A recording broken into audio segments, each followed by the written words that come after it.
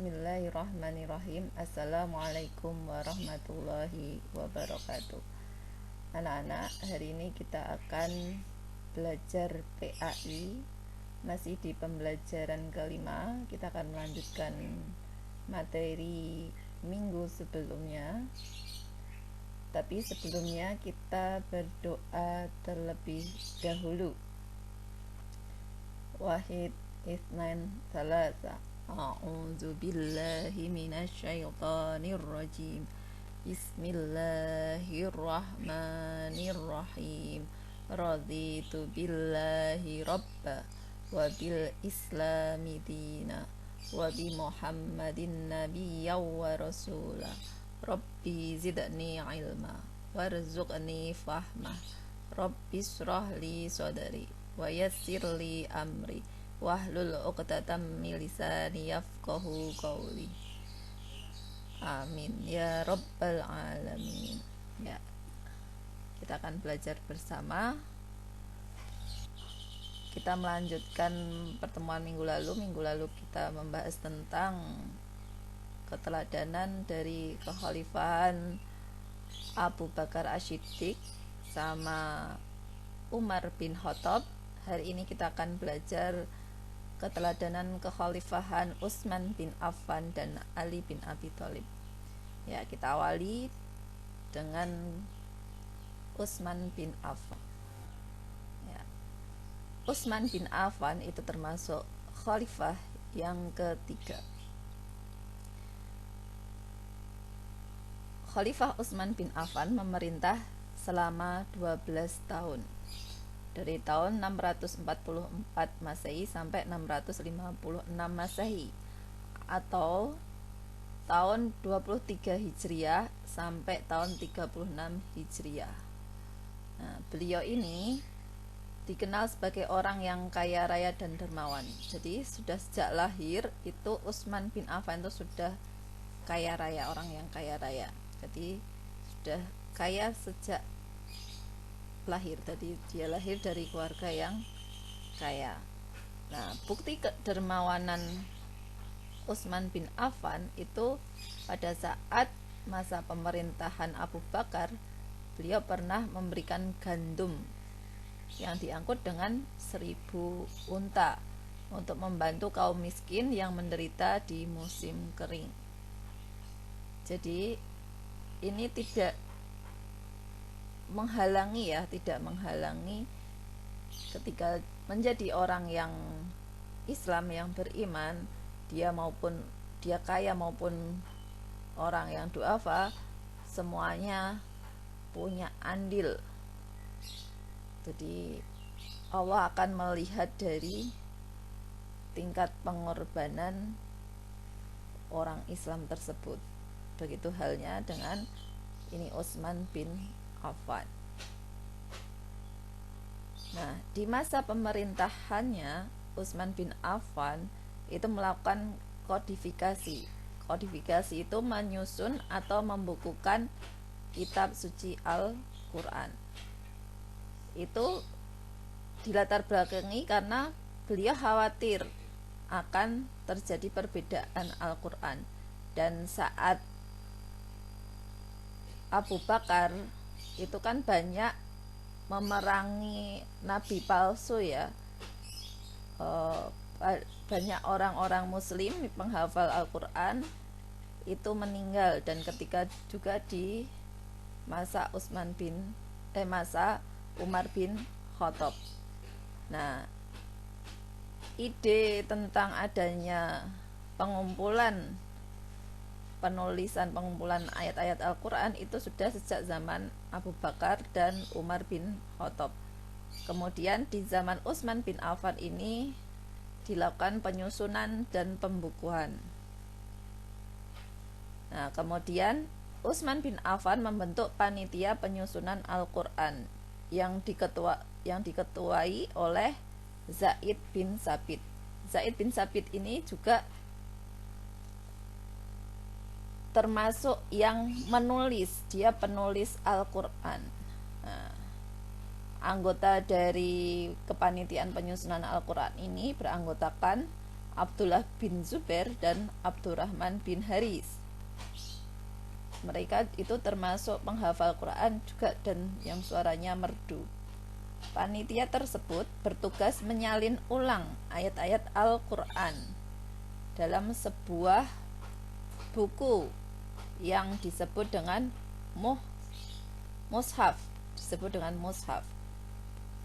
dan diperbanyak 4 buah atau 4 eksemplar. Al-Quran setelah ditulis kemudian disusun dan dibukukan.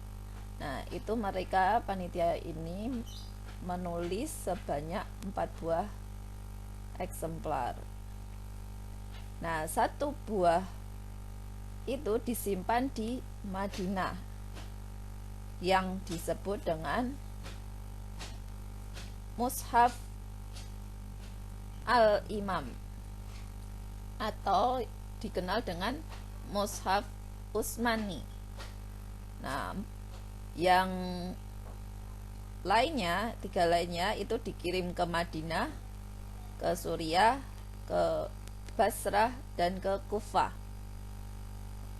Nah, beliau juga, Utsman bin Affan ini juga merenovasi Masjid Nabawi di kota Madinah dengan cara memperluas dan memperindah bentuknya. Oke.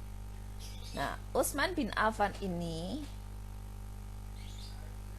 lahir itu pada tahun 576 Masehi. Nah, beliaunya itu berasal dari suku Quraisy, masih satu suku dengan Nabi Muhammad. Nanti di akhir kita akan melihat silsilahnya dari Nabi Muhammad sama Utsman bin Affan. Nanti akan bertemu di nenek moyangnya, di kakek moyangnya. Ayahnya Utsman bin Affan bernama Affan bin Al-As bin Umayyah. Nah, ibunya bernama Arwa bin Quraisy. Utsman bin Affan terkenal sebagai seorang yang lemah lembut, pemalu, dan dermawan. Beliau berasal dari keluarga yang kaya raya.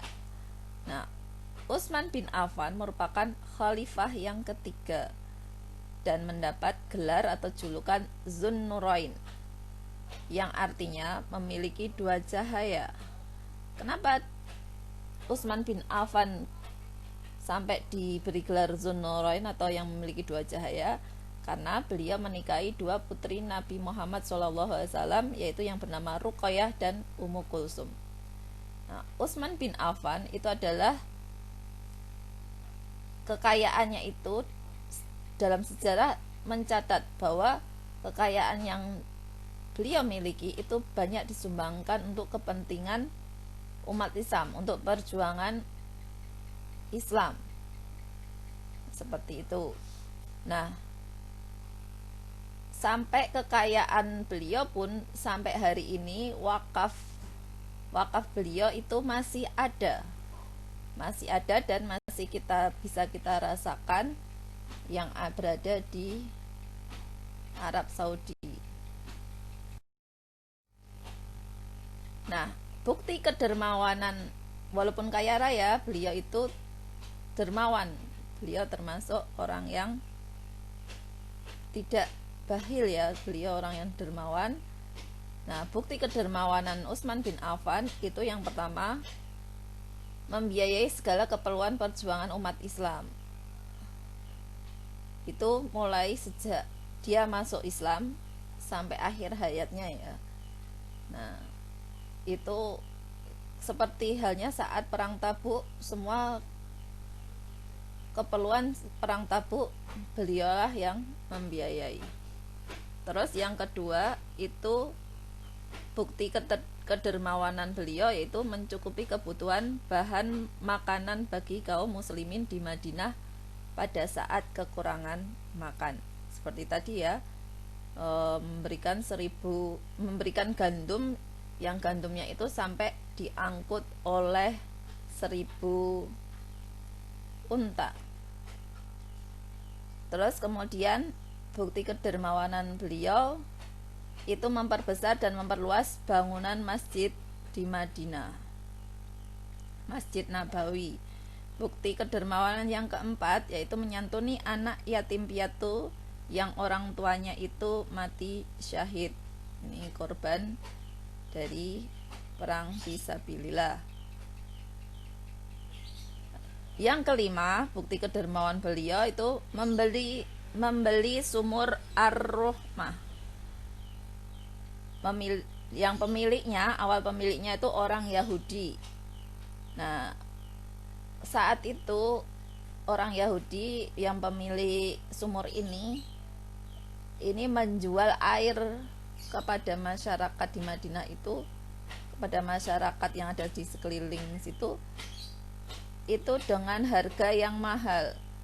Terus kemudian Utsman bin Affan bertemu dengan orang Yahudi ini, terus kemudian beliau menginginkan untuk membeli sumur, tapi orang Yahudi ini tidak mau melepaskan sumur itu. Nah, terus kemudian Utsman bin Affan menawar bagaimana kalau membeli separuhnya saja, dengan maksud sehari ini menjadi miliknya orang Yahudi, hari berikutnya menjadi miliknya Utsman bin Affan. Nah, kemudian orang Yahudi ini menyetujui usulan Utsman bin Affan tersebut. Terus kemudian sumur tersebut dibeli dengan harga yang mahal. Nah, Utsman bin Affan mewakafkan ketika menjadi sumur ini menjadi haknya, di hari yang menjadi haknya itu mewakafkan airnya ke masyarakat, ke kaum muslimin, sehingga saat hari yang menjadi haknya orang Yahudi tidak ada orang yang mengambil air. Nah, terus kemudian orang Yahudi tersebut menjual sumur tersebut kepada Utsman bin Affan secara keseluruhan.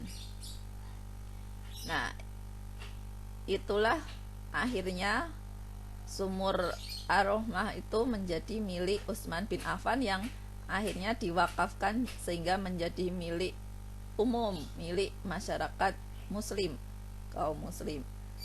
Sehingga saat itu kaum muslim terhindar dari bencana kemarau panjang atau kekeringan. Oke.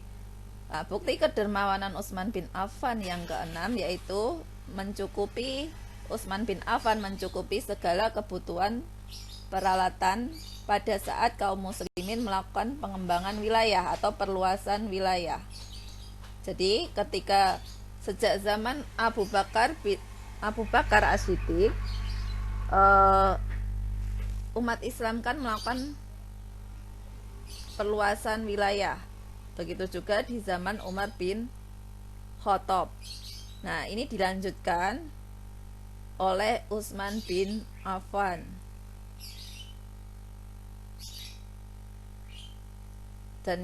Dan lain-lain sebagainya. Banyak sekali bukti kedermawanan dari Utsman bin Affan.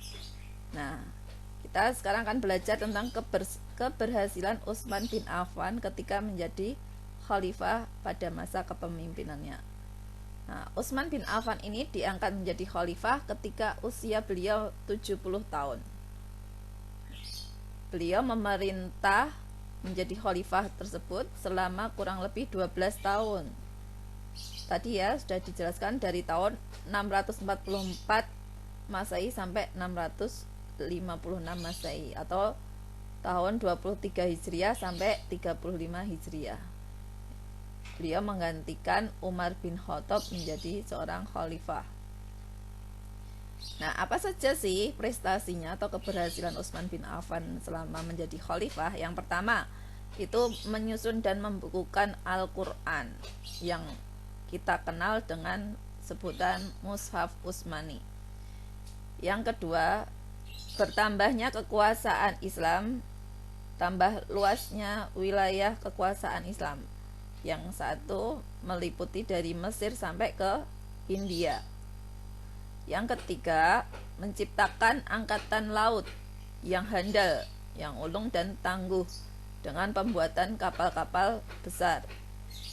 Nah, untuk yang ketiga ini kan saat itu kan Arab Saudi kan padang pasir ya, tandus ya, tidak ada negaranya, tidak ada lautan. Jadi ini merupakan ilmu baru saat Utsman bin Affan. Jadi merupakan prestasi, sehingga ini merupakan prestasi menciptakan angkatan laut yang itu angkatan lautnya handal ya, ulung dan tangguh, serta mempunyai ilmu pembuatan kapal-kapal besar.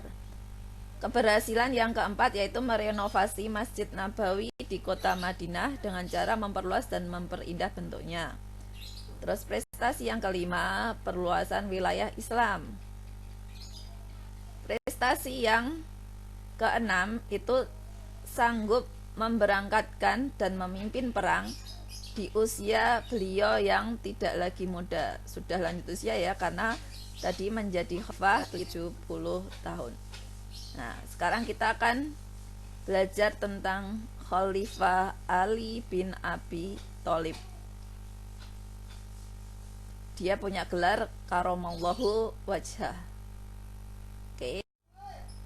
Ali bin Abi Thalib ini Khalifah Ali bin Abi Thalib itu memerintah di tahun 35 Hijriah sampai tahun 40 Hijriah atau tahun 656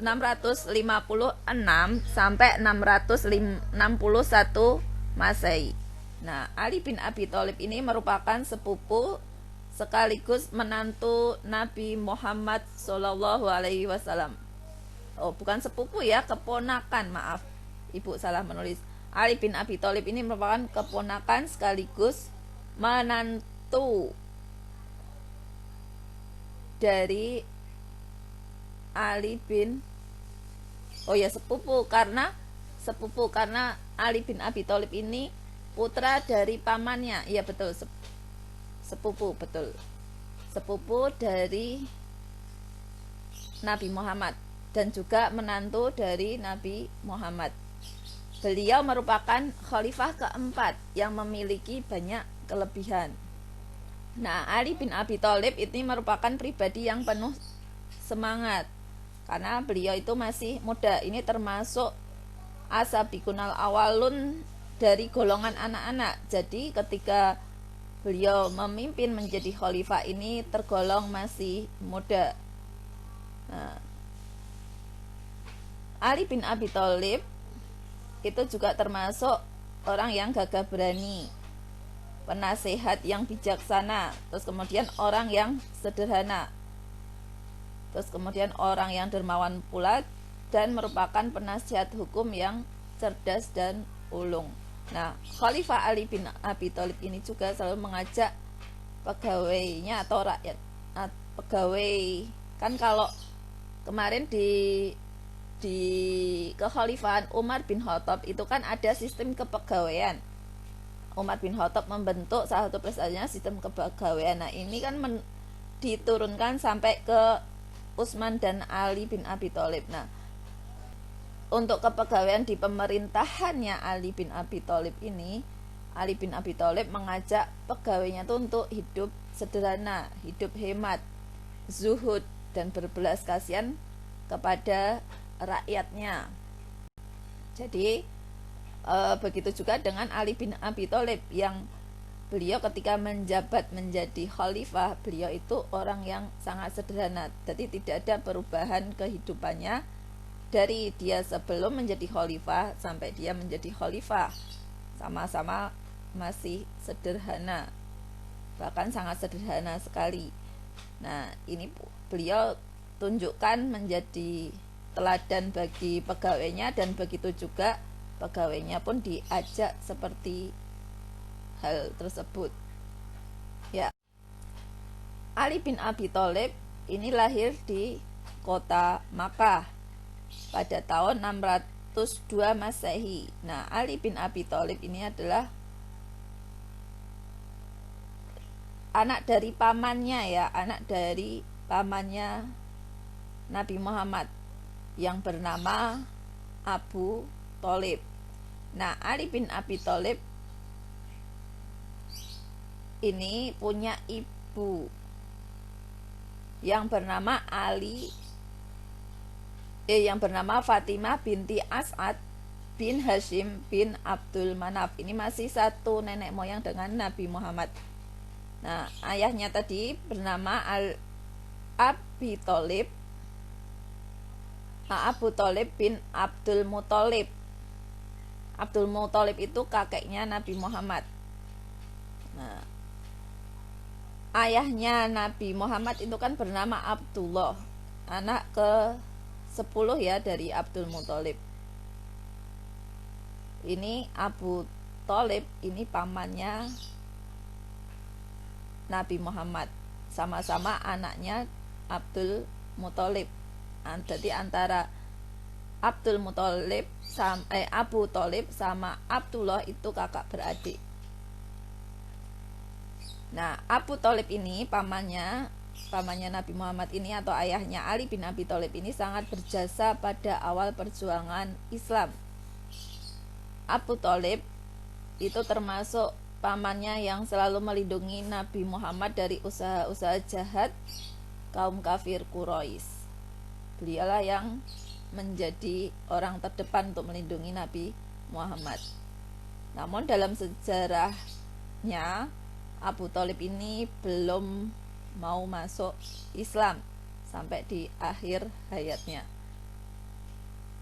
Nah, sewaktu kecil Ali bin Abi Thalib ini sama ibunya Fatimah binti As'ad itu diberi nama Haidarah. Nah, nama itu kemudian diganti oleh ayahnya, diganti oleh Abu Thalib dengan nama Ali. Nah, itu diganti sejak kecil, yaitu tepatnya sejak hidup dan tinggal dengan keluarga Rasulullah. Nah, Ali bin Abi Thalib termasuk asabiqunal awalun, yaitu orang yang pertama-tama masuk Islam. Dan istimewanya Ali bin Abi Thalib ini adalah dia dalam golongan anak. Jadi orang yang masuk Islam dari golongan anak-anak. Nah, Ali bin Abi Thalib ini menikah dengan putri Nabi Muhammad yang bernama Fatimah Az-Zahra. Sifat-sifat dari Ali bin Abi Thalib itu yang bisa kita contoh. Nah, Ali bin Abi Thalib ini adalah seorang pemberani. Hal itu dibuktikan ketika Ali bin Abi Thalib harus menggantikan tidur di tempat tidurnya Rasulullah, yang saat itu orang-orang kafir Quraisy mengepung rumahnya Rasulullah. Yang satu punya niatan, orang-orang kafir Quraisy tadi punya niatan untuk menyakiti dan membunuh Rasulullah. Nah, di situ Ali bin Abi Thalib sanggup atau berani menggantikan berada di dalam rumahnya Rasulullah dan tidur di tempat tidurnya Rasulullah. Nah, saat itu adalah peristiwa ketika Rasulullah akan berhijrah ke Yasrib atau ke Madinah bersama Abu Bakar. Itu saat itu ada peristiwa yang mukjizat ya, termasuk mukjizatnya Nabi Muhammad. Saat itu Nabi Muhammad sudah dikepung, tapi Allah menolong Nabi Muhammad dengan memberikan rasa kantuk terhadap orang-orang kafir Quraisy yang sudah mengepung rumahnya Nabi Muhammad, sehingga Rasulullah bisa keluar dari rumahnya dan bisa berhijrah bersama Abu Bakar. Nah, sifat Ali bin Abi Thalib yang selanjutnya itu adalah Ali bin Abi Thalib termasuk seorang seorang yang gagah berani sebagai panglima besar ya, panglima perang. Nah, Ali bin Abi Thalib ini selalu turut serta hampir dalam semua peperangan yang terjadi pada masa Nabi Muhammad sampai di masa beliau memimpin menjadi khalifah. Nah, beliau selalu berada di barisan terdepan karena beliau termasuk orang yang muda ya. Nah, di barisan terdepan beliau mendapat gelar Saifullah atau pedangnya Allah. Saifullah itu artinya pedangnya Allah. Itu dikarenakan karena keberaniannya dalam berperang. Nah, Ali bin Abi Thalib itu juga terkenal kecerdasnya dan berpengetahuan luas. Makanya beliau dijuluki atau digelari dengan Babul Ilmi, yang artinya gerbang atau pintunya berbagai ilmu dan pengetahuan. Nah, Ali bin Abi Thalib adalah orang yang sangat sederhana. Tidak ada perbedaan dalam kehidupannya. Dalam rumah tangganya juga tidak ada perbedaan antara sebelum dan sesudah diangkat menjadi khalifah atau pemimpin. Nah, kesederhanaan ini juga diajarkan pada keturunan dari Ali bin Abi Thalib. Nah, di masa kepemimpinan kekhalifahan Ali bin Abi Thalib ini, yang beliau itu memimpin selama kurang lebihnya 5 tahun, dari tahun 35 Hijriah sampai 40 Hijriah, atau tadi yang 656 Masehi sampai 661 Masehi, itu menggantikan Utsman bin Affan, itu mempunyai beberapa prestasi atau keberhasilan. Nah, apa saja keberhasilannya? Yaitu pada masa pemerintahan Ali bin Abi Thalib, karena ada beberapa pemberontakan dan peperangan, itu umat Islam dapat mengalahkan pemberontakan dan peperangan tersebut, seperti halnya perang Jamal, perang Nahrawan, dan perang Siffin. Terus juga keberhasilan Ali bin Abi Thalib di masa kepemimpinannya itu menjaga Al-Quran dan As-Sunnah ya, karena di saat itu benar-benar di masa kepemimpinan Ali bin Abi Thalib ini banyak pemberontakan dari kaum munafik maupun kaum muslimin yang itu tidak sejalan dengan Ali bin Abi Thalib. Terus kemudian yang selanjutnya, keberhasilan yang selanjutnya itu mendirikan madrasah atau sekolah untuk anak-anak dan untuk umat Islam yang lainnya, dan mendirikan pusat-pusat ilmu pengetahuan. Keberhasilan yang ketiga itu memajukan berbagai bidang keilmuan, terutama ilmu bahasa. Di sini ada keharusan untuk belajar berbagai bahasa karena sudah ada perluasan wilayah Islam sampai ke negara-negara atau ke negeri-negeri yang lainnya. Syam sudah dikuasai, Irak sudah sampai tadi yang di bawah kepemimpinan Utsman bin Affan pun sampai ke wilayah India. Nah, ini diperlukan penguasaan ilmu bahasa. Nah, yang keempat itu keberhasilan yang keempat yaitu mengembangkan bidang arsitek atau bangunan.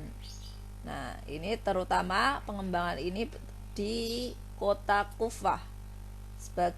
Kota Kufah ini sebagai pusat ilmu dan tafsir, ilmu tafsir.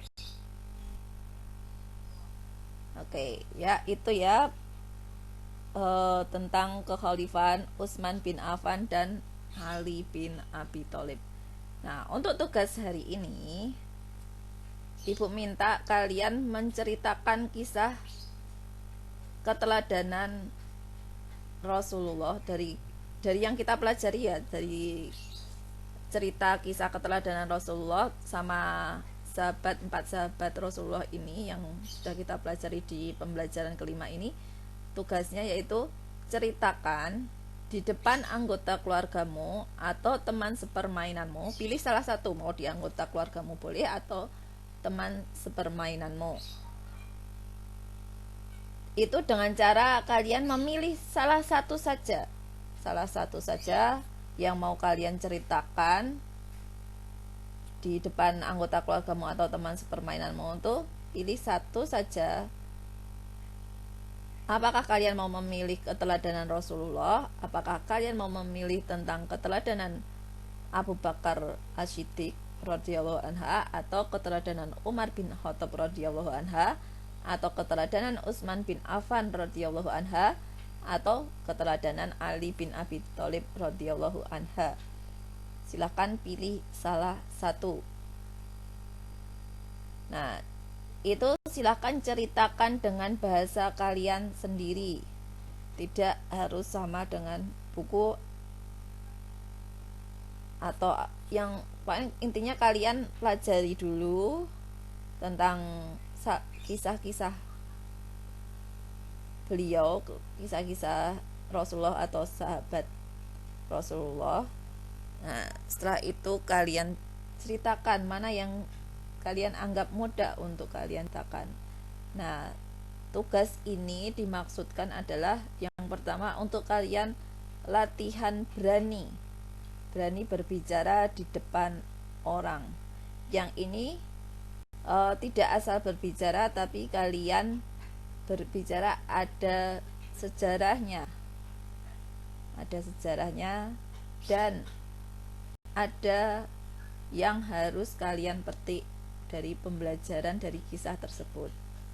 Jadi tujuan utamanya itu adalah kalian belajar berdakwah dengan metode berkisah atau metode bercerita. Nah, ketika nanti kalian sudah melaksanakan tugas ini, silakan kalian beri laporan di grup pembelajaran PAI yang ada di grup kelas 6A dan B. Nah, itu nanti Ibu akan kirimkan format pelaporannya. Nanti kalian cukup menuliskan nama lengkap kalian sesuai dengan nomor absen kalian. Nanti kali ini grupnya jadi satu ya, 6A dan 6B jadi satu. Jadi nanti Ibu jadikan satu pelaporannya juga di satu format, 6A dan 6B jadikan satu. Nanti kalian cukup ngopi di chat yang terakhir keluar, itu yang mana kalian copy, terus kalian paste, terus tulis nama kalian di kolom atau di nomor absen kalian sesuai dengan kelasnya. Nah, pelaksanaan tugas ini kan dari minggu lalu kan tugas ini sudah ada. Silakan yang minggu lalu sudah melaksanakan itu tinggal ditulis di grup, tinggal tulis nama lengkapnya di grup. Nah, kalau yang belum Ibu beri waktu pelaksanaan tugas ini sampai besok Ahad tanggal 15 November tahun 2020. Nah, nanti formatnya insya Allah Ibu share di grup W.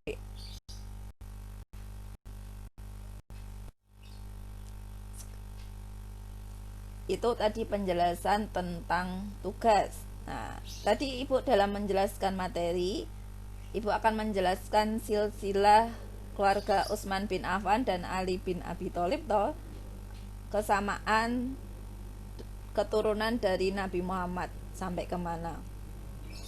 Nah, untuk silsilah Utsman bin Affan, ini persamaannya ketemunya di Abdul Manaf. Kan kalau Nabi Muhammad itu anak dari Abdullah anak dari Abdul Muthalib anak dari Hashim anak dari Abdul Manaf. Jadi kalau Abdullah itu ayahnya, Abdul Muthalib kakeknya, Hashim itu kakek buyutnya.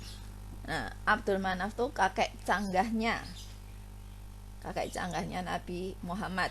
Untuk Utsman bin Affan ini ketemunya juga di Abdul Manaf, sama-sama keturunan dari Abdul Manaf. Nah, Utsman punya ayah bernama Affan.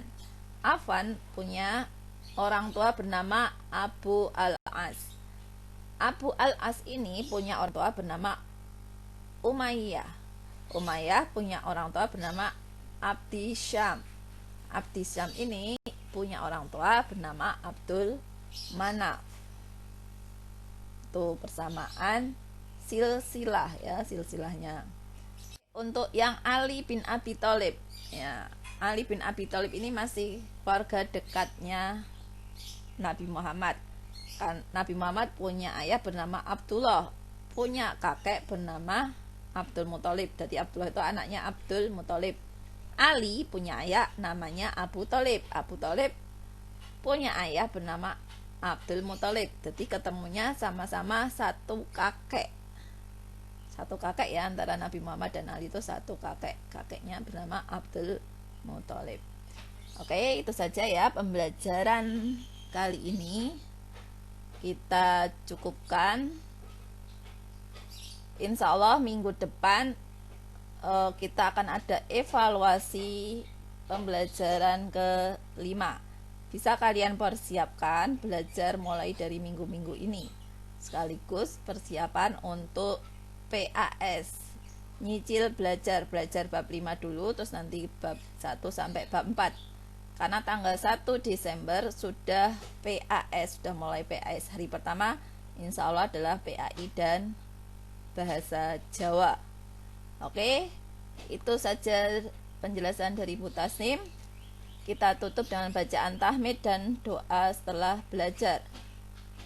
Alhamdulillahirabbil alamin. Allahumma arinal haqqa haqqa warzuqna ittiba'ah wa arinal batila batila warzuqna ijtinabah. Subhanakallahumma rabbana wa bihamdika asyhadu alla ilaha illa anta astaghfiruka wa atubu ilaik. Sekian dari Bu Tasnim. Assalamualaikum warahmatullahi wabarakatuh. Oh ya anak-anak, nanti apabila ada hal yang belum kalian pahami atau yang kalian ingin tanyakan, silahkan tanyakan. Jadi jangan sampai kalian bersikap cuek ya, bersikap cuek dengan pembelajaran. Karena ini juga agama itu sangat penting untuk kehidupan kita. Jadi silahkan kalau ada yang belum paham atau ada yang ingin ditanyakan, silahkan japri ke Bu Tasnim. Assalamualaikum warahmatullahi wabarakatuh.